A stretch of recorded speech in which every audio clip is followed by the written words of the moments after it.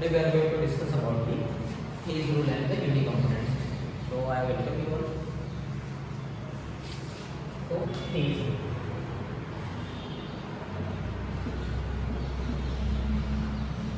Okay. So how to calculate?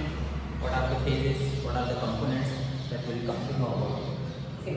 So first we have to consider.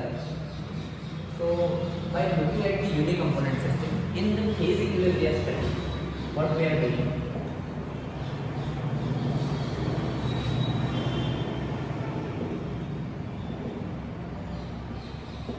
We are considering artificial melting. Okay, मतलब हम क्या कर रहे हैं, अगर हम दो मिनरल्स को मेल्ट कर रहे हैं आर्टिफिशियली सिंथेटिकली लैबोरेटरी, तो उसका एक मेल्ट बना रहे हैं और उसका कूलिंग बिहेवियर देख रहे हैं. टेम्परेचर हम लोड आउट करेंगे और उसका कूलिंग बिहेवियर हम देख रहे हैं. तो इससे हमें क्या पता चलेगा? Cooling behaviour of binary system. तो अगर हमने दो मिनरल्स का मेल्ट बना लिया तो वो हो गया आपका बाइनरी. ठीक है. तीन मिनरल का बना लिया तो वो हो गया आपका टर्नरी. ठीक है. तो बेसिकली और अगर सिंगल मेल्ट है, सिंगल मिनरल है, तो वो आ गया आपका यूनिक कंपोनेंट. ठीक है. तो यहाँ C की वैल्यू आपकी क्या हो जाएगी? 1. टर्नरी केस में C की वैल्यू 3, बाइनरी के केस में C की वैल्यू 2. ये आपकी फिक्स होगी. मतलब व्हाट वी आर डूइंग, हमने कंपोनेंट को फिक्स कर दिया बेसिकली. ओके. नाउ अब बात करेंगे फेजेस की. फॉर एग्जांपल अगर मैं यूनिक कंपोनेंट सिस्टम लेता हूँ, ठीक है, मतलब मैं H2O ले रहा हूँ, फिर से और इसमें क्या है, ये आपका सॉलिड फेज हो गया जिसमें आपको आइस मिलेगा, ये आपका लिक्विड फेज हो गया जिसमें आपको गैस लिक्विड मिलेगा वाटर, और ये आपका गैस फेज हो गया मतलब वेपर. तीनों स्टेट इफ यू सी, तीनों स्टेट में आपका कंपोजिशन सेम ही है, मतलब कंपोजिशन आपका चेंज नहीं हो रहा. तो यहाँ पे आपका कंपोनेंट क्या बन जाता है? Unique component system. ठीक है. तब इसमें जब हम फेज रूल लगाते हैं, फिर आता है डिग्री ऑफ फ्रीडम, है ना, जिसे हम डिग्री ऑफ फ्रीडम, जिसे हम F से डिनोट करते हैं, और इसका एक और नाम है variance. Sometime you will see they might ask you question calculate the variance. If you don't know what is variance, variance मतलब डिग्री ऑफ फ्रीडम ही आपको दिखा. तो हम इसको यूनिक कंपोनेंट सिस्टम से समझते हैं. So let's say what we are doing. एक मैंने यूनिक कंपोनेंट सिस्टम ड्रॉ किया. ठीक है.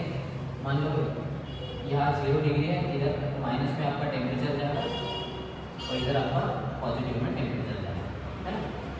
तो इधर क्या होगा, माइनस में टेम्परेचर मतलब ये आपका आइस बन गया. इधर टेम्परेचर बढ़ रहा है मतलब आपका यहाँ वेपर्स बन गया, और यहाँ आपका क्या रहेगा? ठीक.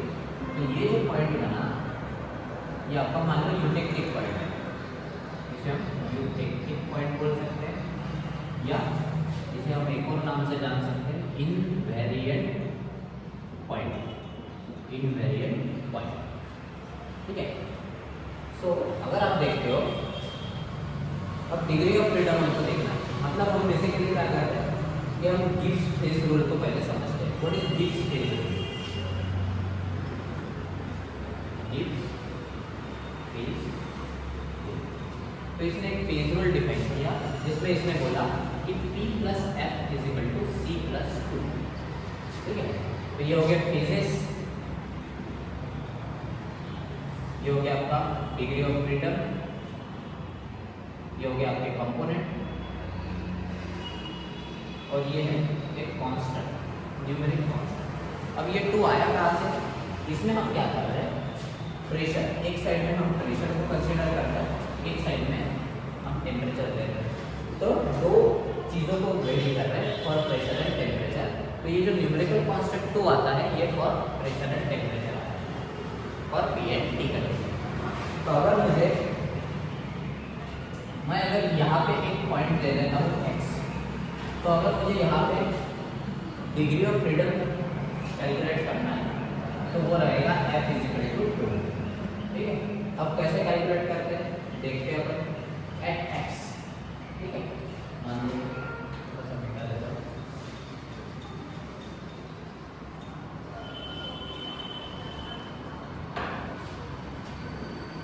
एट x कैलकुलेट करो, फेजेस क्या रहेंगे, ठीक है, यहाँ पे क्या है सिर्फ आई से मतलब सॉलिड फेज है तो आपका फेज 1 हो गया, कंपोनेंट भी आपका 1 है, ये तो फिक्स है क्योंकि हम यूनिक कंपोनेंट सिस्टम देख रहे हैं। ठीक है, अब F निकाल लो, फेज रूल लगा हुआ E + F = C + 2, फेज आपका 1 है, F = कंपोनेंट भी 1 है तो क्या आ जाएगा F = 3 + 1 2 + 1 3 - 1 मतलब F = 2। ठीक है, तो यहाँ पे एट x आपका डिग्री ऑफ फ्रीडम या वेरिएंस कितना आएगा 2, इसको हम क्या बोलते हैं बाय वेरिएंट। हम डायरेक्टली भी निकाल सकते हैं, मान लो कि ये जो x पॉइंट आपको डिफाइन करना है, इस x पॉइंट के लिए आपको क्या होगा, यू नीड मिनिमम 2 वेरिएबल, मतलब आपको कुछ ना कुछ टेम्परेचर की वैल्यू लगेगी और कुछ ना कुछ प्रेशर की वैल्यू लगेगी, मान लो P1 और यहाँ का टेम्परेचर T1 है ना, मतलब in this field you need at least 2 variable, one pressure and temperature to define this point, इसलिए यहाँ डिग्री ऑफ फ्रीडम क्या हो जाता है 2। अगर मैं बात करता हूँ यहाँ पे, मान लो मैंने यहाँ पे एक z पॉइंट ले लिया तो एट z कैसे करेंगे, डिग्री ऑफ फ्रीडम निकाला, ठीक है, तो यहाँ पे क्या करोगे, अब डायरेक्टली निकालना है तो अगर ये ऑलरेडी ऑन कर्व है तो कर्व पे आपको क्या करना, कोई एक वेरिएबल, मान लो आपके पास सिर्फ टेम्परेचर की वैल्यू है T2 लेट से, तो फिर भी आपका पॉइंट लोकेट हो गया, मतलब ऑन द कर्व अगर पॉइंट रहता है तो आपको या तो उससे टेम्परेचर की वैल्यू लगेगी या फिर प्रेशर की लगेगी, तो दोनों में से कोई एक वैल्यू से आपका ग्राफ में पॉइंट लोकेट हो जाएगा, and that's why we have degree of freedom 1 here on the curve. ठीक है, अब निकाल के देख लेते हैं, इस कर्व पे देख लो, एक साइड में लिक्विड है और एक साइड में वेपर है, मतलब फेजेस कितने हो गए, 2 हो गए, एक गैस फेज है एक लिक्विड फेज है, देन कंपोनेंट तो 1 है, ये तो फिक्स है क्योंकि यूनिक कंपोनेंट सिस्टम है। अब निकाल लो E + F = C + 2, phases 2, degree of freedom निकाल लो, कंपोनेंट 1 F = क्या आ जाएगा 2 + 1 3 - 2 F = 1 आ गया। तो जब 1 आता है तो उसे अपन क्या बोलते हैं, यूनिवेरिएंट कर्व, इसे क्या बोलोगे आप, यूनिवेरिएंट कर्व। अब बात करेंगे इस पॉइंट की, ये वाला पॉइंट, ठीक है, अब यहाँ पे देखो ऑलरेडी पॉइंट लोकेट हो गया क्योंकि ये वाला कर्व और ये वाला कर्व दोनों ने ज्वाइन कर दिया इसको जंक्शन, तो अभी हमको ना तो प्रेशर की जरूरत है ना तो टेम्परेचर की जरूरत है इस पॉइंट को लोकेट करने के लिए, ऑटोमेटिकली ये जंक्शन पे आके लोकेट हो गया, तो इसीलिए हम इसको इनवेरिएंट पॉइंट बोलते हैं, और इनवेरिएंट पॉइंट पे आपका डिग्री ऑफ फ्रीडम क्या होगा, हमेशा 0। ठीक है, तो अब कैलकुलेट भी करना है, तो आप देखो ये ऐसा पॉइंट है जहाँ आपका आइस भी है, लिक्विड भी है और गैस, मतलब तीनों फेजेस आ रहे हैं, तो फेजेस कितने हो गए 3, एक फॉर सॉलिड लिक्विड गैस 3 होगा, पूरा जंक्शन बन गया।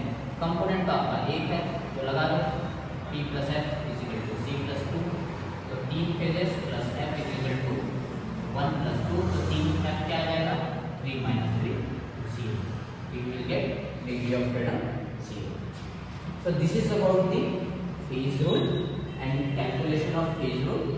So बायोवेरिएंट फील्ड में हमेशा F की वैल्यू 2 रहेगी, यूनिवेरिएंट फील्ड में कर्व पे हमेशा F की वैल्यू 1 रहेगी, एंड इनवेरिएंट पॉइंट पे F की वैल्यू 0 रहेगी। मैंने आपको कैलकुलेट करके भी दिखाया और हम डायरेक्टली भी निकाल सकते हैं। तो ये तो बात हो गई यूनिक कंपोनेंट सिस्टम की। अब जब हम बाइनरी की बात करते हैं तो इसमें होता क्या है कि अभी हमने क्या कर दिया, यहाँ तो हमने एक ही मिनरल लिया था, अब हम 2 मिनरल का मेट ले रहे हैं, मतलब हमने यहाँ पे कंपोनेंट को 2 कर दिया, फिक्स कर दिया, उसे बाइनरी बोलते हैं। ठीक है, अब यहाँ पे कंपोनेंट तो 2 हो गए, फेजेस और वेरिएंस बदलता जाएगा, लेकिन जब हम लेबोरेटरी में ये कंडीशन परफॉर्म करते हैं तो उसमें हम क्या करते हैं, प्रेशर को कांस्टेंट कर देते हैं, है ना। तो बाइनरी के केस में हमने क्या कर दिया,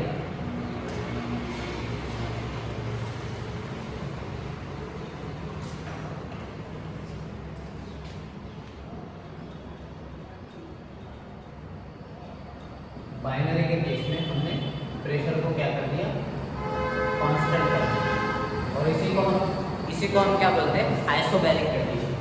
ठीक, ये हो जाएगा आपका आइसोबैरिक कंडीशन। और फॉर दिस आइसोबैरिक कंडीशन अब प्रेशर कांस्टेंट हो गया, तो इसलिए हमारा जो फेज रूल है, ये फेज रूल है, ये रेड्यूस हो जाता है। हमें अभी बाइनरी या फिर टर्नरी दोनों के लिए रेड्यूस फेज रूल का इस्तेमाल करना पड़ेगा। रेड्यूस फेज रूल, तो ये क्या हो जाता है, T plus F is equal to C plus one, है ना। यहाँ जो न्यूमेरिक कांस्टेंट था, जो पहले प्रेशर और टेम्परेचर के लिए आता था, अब प्रेशर को कांस्टेंट कर दिया हमने, प्रेशर क्या है, तो अब ये वेरिएबल वन आ गया, वो भी सिर्फ टेम्परेचर के लिए। और पर ग्राफ बनाने के लिए तो हमें दो चीज़ें चाहिए, तो उसके लिए हम क्या कर रहे हैं, टेम्परेचर को कंपोजिशन के साथ वेरिएशन करते हैं, and we are making the binary and ternary systems. Okay, so from unique component या फिर कोई जनरल कंडीशन देते हैं तो आपका फेज रूल जनरल वाला रहेगा, लेकिन अगर कोई बाइनरी या टर्नरी का एग्जांपल देते हैं तो you need to use reduce phase rule. समझ में आया? फॉर एग्जांपल अगर मैंने आपको कोई कंडीशन दे दी नॉर्मल केस में, कि मैंने बोला कि एक सिस्टम है या एक पॉइंट क्यू है, ये ए है, बी है, सी है, डी है, ठीक है। तो क्यू पे आपको डिग्री ऑफ फ्रीडम कैलकुलेट करना है, तो आप कैसे निकालोगे, ये आपकी एबीसीडी जो है वो क्या है, मिनरल्स है, ठीक। मिनरल्स फेजेस आप हमेशा कौन से लोगे, जो मिनरल्स बोले गए, मिनरल्स को आपको फेजेस देना है।